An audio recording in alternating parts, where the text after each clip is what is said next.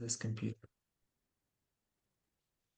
All right, welcome. This is our second episode of the Daily Dip in the Unknown. I'm your host, Obi-Wan, and I have with me Mo. Welcome, Mo. Hey, thank you so much. I think we're going to do something a little bit different today. I have a topic, and Mo has a topic, and neither of us knows what it is. So it's going to be a surprise to both of us. Although I'm sharing my screen already, so my cat, the cat that I had in my bag is all out already a little bit. But I think it's gonna be fun. We're gonna try and keep it a little tight, a little shorter than the first episode. We're still learning here. But with that, let's get the show on the road. Who- do you want to go first, Mo, or should I? Why don't you go first? Yes. Oh, okay. Yeah, okay. So the topic that I had thought of was actually a continuation of our previous chat, which was about the UAP incident on board the Nimitz. My topic for today was uh, that we kind of hypothesize maybe a little further about the origin of um, these these incidents and these craft. And since a lot of the incidents have been reported to be in or around water, I wanted to go over a couple of examples to maybe um, have a better understanding of why these crafts um, or the craft's inhabitants, so to speak, would be interested in water. And um, what if and Lou Elizondo's actually spoken a lot about this. What if there's a possibility that these crafts or their inhabitants actually do not come from another world, and maybe they are based in this world in a different dimension or in a different spatial existence that we are yet to cohere. That was my topic. I think that's an excellent topic, and it kind of reminds me of one of the a very interesting clip from former, I believe, CIA Director Brennan. There's a little clip of him where, oops, I'm getting some audio here. But yeah, there's a clip of the former CIA Director Brennan where he calls these incidents. It's very cryptic. I mean, you have to kind of watch the clip, but he says like this might constitute a different kind of life. These incidences that you see, and it's almost like suggesting that it may not that maybe that's already here. It's just a different kind of life. It's always been here. Is that the kind of drift you're going with here? Yeah, exactly. Not extraterrestrial, quote unquote, but maybe we're existing on the same plane, but in different spaces. Oh, are you talking about interdimensionality? I think I'm talking more about transdimensionality, if that even applies. Physics gets a little bit twisted as you move from the physical and into the metaphysical and then the dimensional. But the thing I'm trying to say is we just want to explore the reason, and based on facts, based on actual incidents, why a lot of these incidents have actually happened in the proximity of water, be it lakes or rivers or oceans. Why the sightings have the water effect to them. Very interesting. Yeah, they do have a water effect, and we've seen some of these craft or testimonies of crafts that kind of go in and out of the water. There's a video. Um, oh, I'm forgetting the name of it, but it happened in Mexico, where there's a craft that kind of goes into the water, comes out, and just very easily and Transmedium travel. medium travel, yeah, and without breaking the surface of the water even. And it's sort of bizarre because we have some drones right now, advanced, that have some capacity to go into the water and then come out and actually come out and fly out of the water, but they're really clumsy compared to what we are seeing in some of these videos and what people have sort of related. We have nothing like that. At least it's in the public domain. Um, so you think that this relationship with water, um, what do you think it signifies? Well, what I'm thinking is you definitely can calibrate, some sort of a measuring. Um, uh, you have to calibrate this in terms of why. Number one, these sightings have been reported near water, and number two, how many sightings out of the entire spectrum that we're talking about, UAP slash UFO, have been reported near water. And then we try to calibrate exactly how many sightings actually may have happened that have not been reported. And number two, how many sightings have been repeated in the same vicinity. So there's definitely there's a palpable element of curiosity, or maybe research, or maybe uh, you know there's something. It's got something to do with why water seems to be the element, the medium of choice for a lot of these crafts. Uh, I mean, we're hustling and bustling just Mhm. a couple of miles away in the urban areas, but we don't have that many sightings, and that's peculiar to me.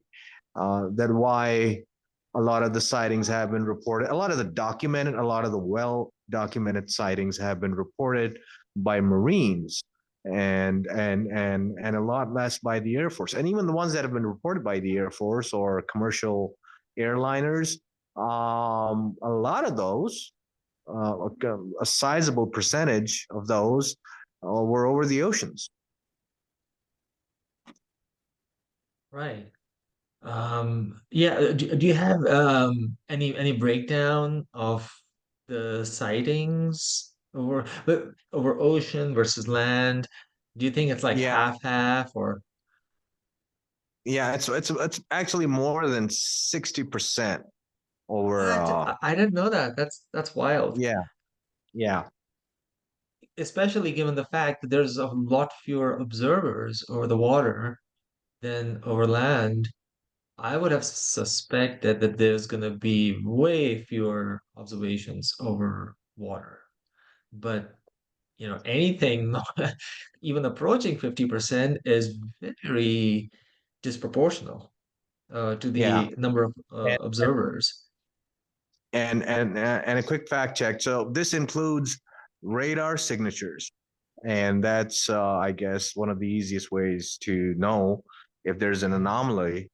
Like for example, if something or some craft is traveling over, 7,000 to 8,000 miles an hour, that would constitute an anomaly. Right, right. Yeah, no, that's very interesting. And is there any kind of uh,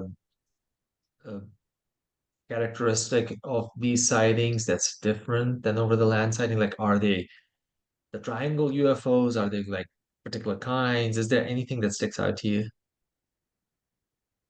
Yeah, so the video data that we have is very limited.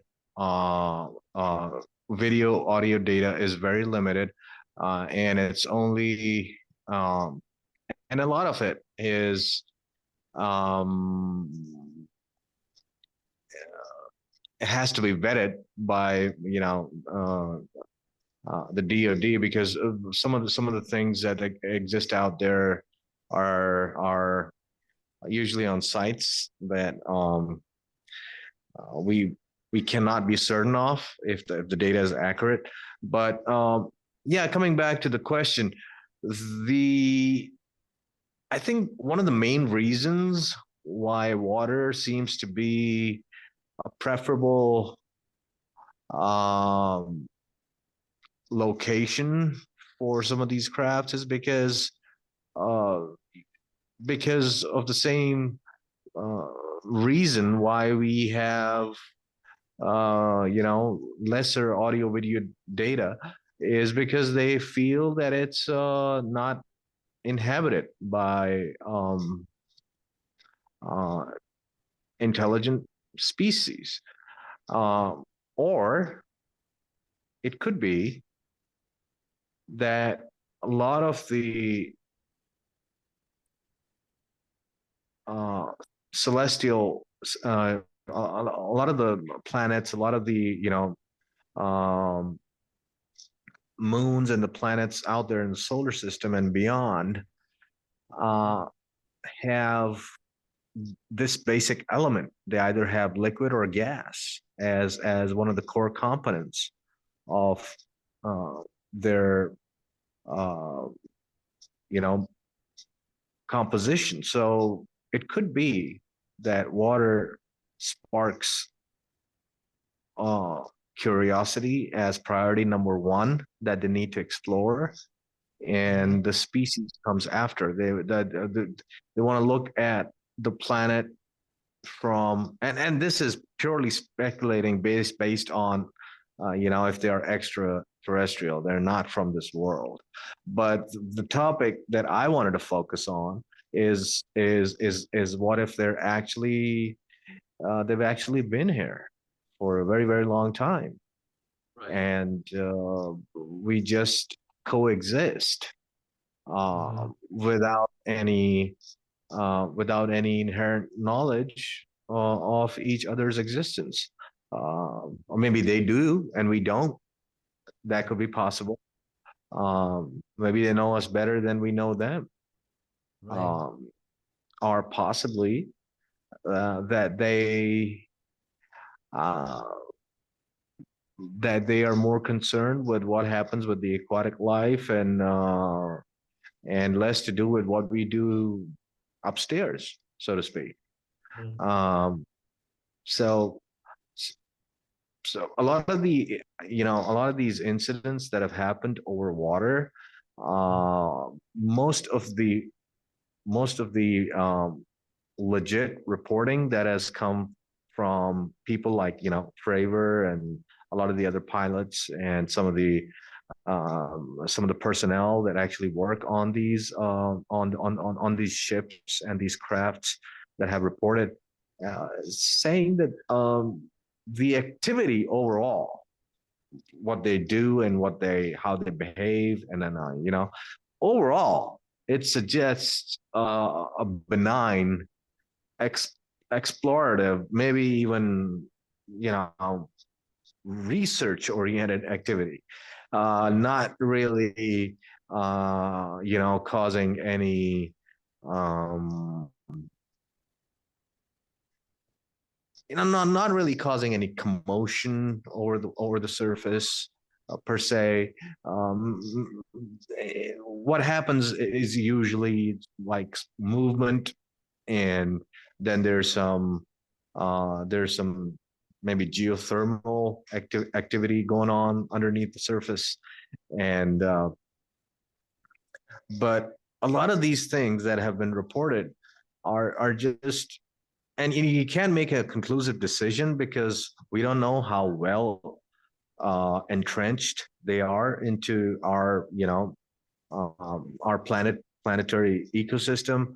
But some of these reports are just, they just blow your mind, and especially one of the things that I heard Lou say over a podcast is that he actually has seen credible evidence that there was a routine naval mission to recover, if I recall correctly, there was a missile or a torpedo underneath the surface, and what the crew saw is that there was something underneath the water the size of an island, and was moving at speeds exceeding um, 40, 50 knots.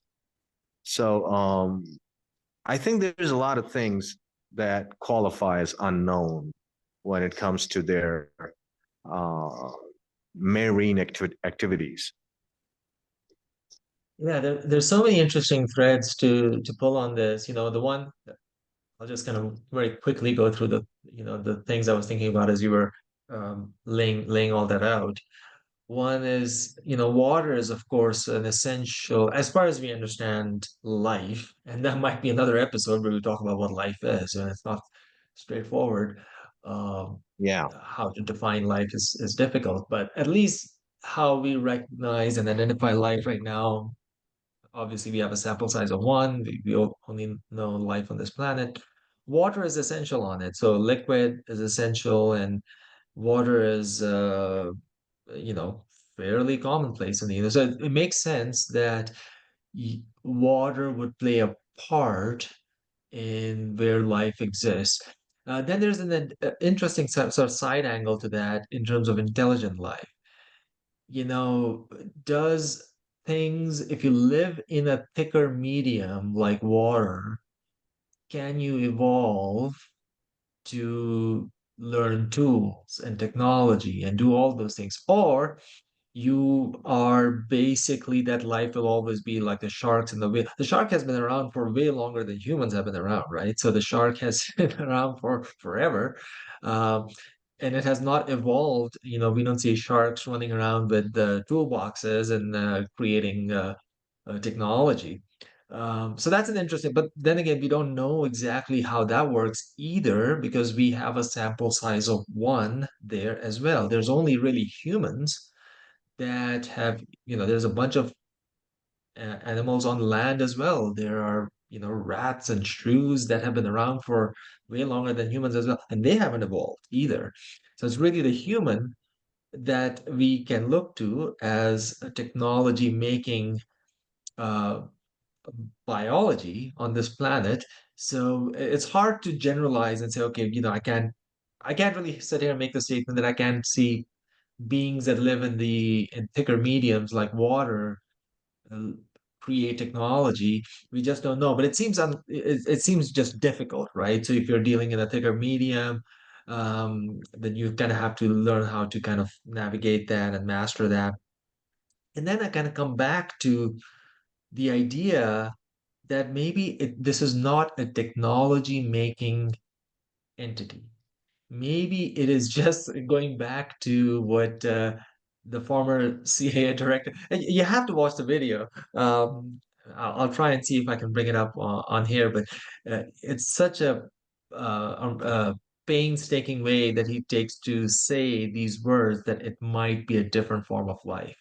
Because if it is a different form of life, we're not talking about technology, we're talking about something like sharks, but something that has been around maybe way longer, is more secretive, has abilities that we don't know what they are. And it also links in with something that Kevin Day said. So, also kind of linking together with our last podcast where we talked about the USS Princeton, who was with the Nimitz. And Kevin Day was one of the radar, maybe he was leading that um, radar operations. I'm not sure, but he said Yeah, he was the lead something, tech on the radar. yeah, lead tech. And he said something like, oh, these things were coming up and down from 80,000 feet to the top of and they were behaving like flocks of birds. He used that sort of analogy. And even Commander Fravor, when he was talking about the Tic Tac, it's like it was aware. Like it was aware. Like it was aware. Not that it was the pilot was aware or, but that Tic Tac was aware of the presence of this jet. So yes, there's lots of interesting thoughts there. It's just so unimaginable to think that this Tic Tac thing or this island under the ocean that you mentioned, could be um, live some sort of another kind of life that has evaded any kind of detection. But then again, it's not so unimaginable because, I've heard someone explain that, the depths of the oceans are are explored to a lesser degree than the surface of the moon. We know less about them than we know about extraterrestrial planetary bodies like Moon or Mars. So yeah, those are the thoughts that come to my mind. Yeah. Um, Another theory that I was reading somewhere online is that uh, the technology at their disposal, uh, now they can do interplanetary, assuming, of course, that they're not from this planet. This theory applies to, sort of amplify why they would choose water is that they can travel extremely long distances, reach other planets. But to enter, I'm sorry, to exit their travel medium, they need to enter through a liquid realm, so to speak. And that's how they exit from whatever it is that they're using. I don't know if it's a wormhole or whatever, oh, but the interesting. technology that they're using, they need a liquid physical realm so they can exit out of their whatever plane that they're on, and uh, and that's how they actually enter. I'm sorry, exit from their um, uh, you know um, uh, travel and enter new planets or new galaxies.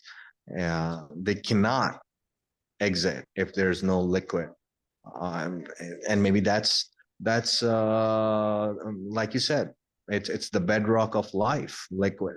So maybe that's what they seek.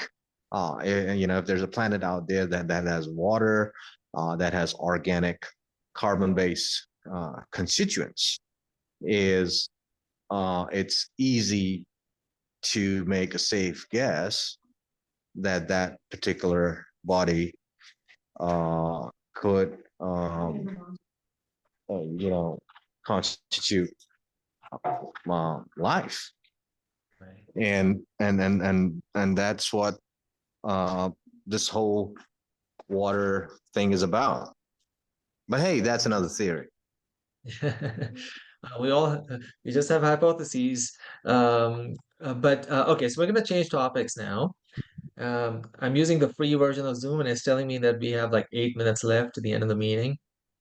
So I'll go to my topic. I'll run through it pretty quickly, and then we'll just do another one,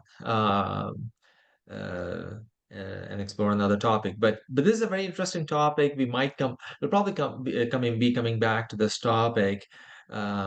But there's something called the Breakthrough Listen project. And SETI has been around for a while and it's looking uh, for life. I mean, there's a couple of ways of looking for extraterrestrial life, right? So one is on this planet. So we look at the radar, we look at testimony, we look at all these incidences, Roswell, things that are coming here. And then Yeah. even though we can travel faster than light, we can travel at the speed of light, in the sense that we can scan everything that's hitting Earth from across the universe and look for strange signals. So it's kind of like alien hunting, but from signals that are hitting the Earth, rather than stuff that's in the Earth's atmosphere and on Earth itself. So it's sort of an interesting way of hunting for alien life that's different from the regular UFO search. Right. But anyway, so SETI had this project, and there's an interesting history that I want to go into, um, that we probably don't have time for yet, but I'll leave you with a teaser, and maybe we'll do another podcast. We'll go through this one because I think this probably deserves a little bit more time than we have right now to delve into this. So maybe we'll do it tomorrow. But I'll leave you with the signal that we observed. Let's take a listen.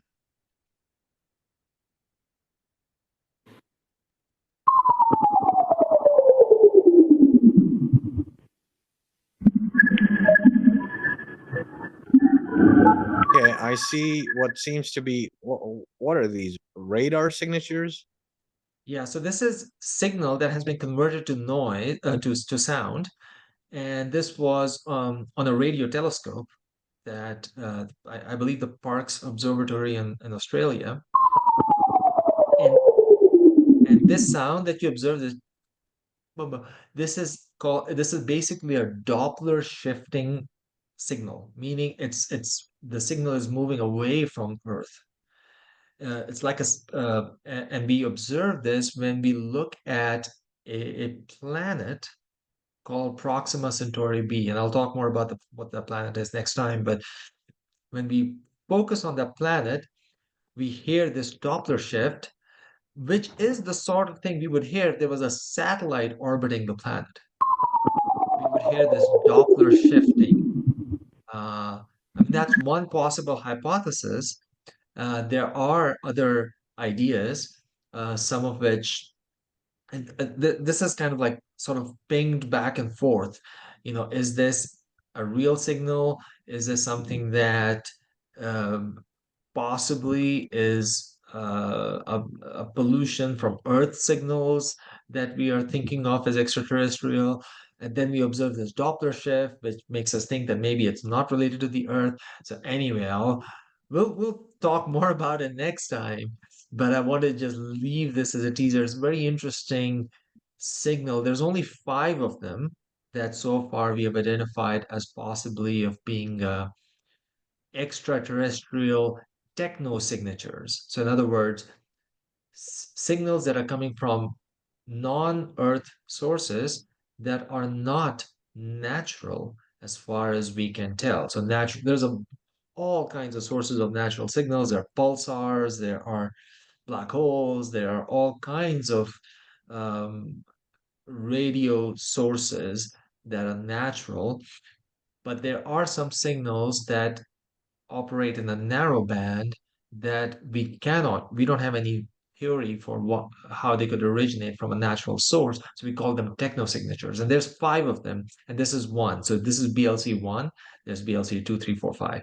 So anyway, we'll talk about BLC one in the next podcast, but I want to just leave you with this little bit of foreshadowing, little bit of context.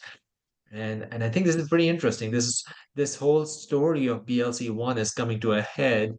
I believe pretty soon we'll know one way or another whether this is something that's real or there's something that we can rule out as an extraterrestrial techno signature. Wow, that's very interesting. I actually I wasn't aware of this, but I know we're short on time, but I'm just gonna go out on a limb here and ask a question that's bothering my head ever since you were talking about this. Does the signal repeat itself? The signal, I don't think they have been able to replicate it. They did observe it over 2 hours, during which the signal did have some repeating quality to it. But that's a good question. I'll read up more on that. I'm not exactly sure exactly how it repeated in those 2 hours that they observed it, but I don't believe they've been able to replicate it since. And this was observed in 2020. So I'll do some more digging on it for the next one. Yeah, this is very interesting because I think this whole thing that you're talking about, and thanks for educating me and others through this video, is that this whole thing with the signatures, the radar signatures, adds more of an analytical dimension to this whole quest about UAP UFO phenomenon. We had heard about SETI before, and we had heard about a lot of work that they're doing in transmitting signals from here. But I wasn't actually aware that we have a technology that can actually map or grade signals that are coming towards us. Yes, exactly. And that's an interesting story in itself, as to how we have developed. And it's only very recent. And there's so much signal out there that we have not been able to analyze. And there's hope that through advances in AI, that the reason that we only have BLC 1 through 5, I believe it's less to do with like, oh, there's not anything else out there. It's more the limitations of our analysis of it. And with AI, we might have BLC 1 through 100 pretty quickly because we just haven't been able to parse it. It's just an enormous amount of data that you have to sift through, and we just have not been able to do it until now. And only until now is actually real money kind of getting into this process. Um, but anyway, there's a little bit more for later. I think with this, we're going to close out today's podcast. Thank you so much for joining, Mo. That was very interesting. And we will do one again pretty soon. Looking forward to it. Thank you.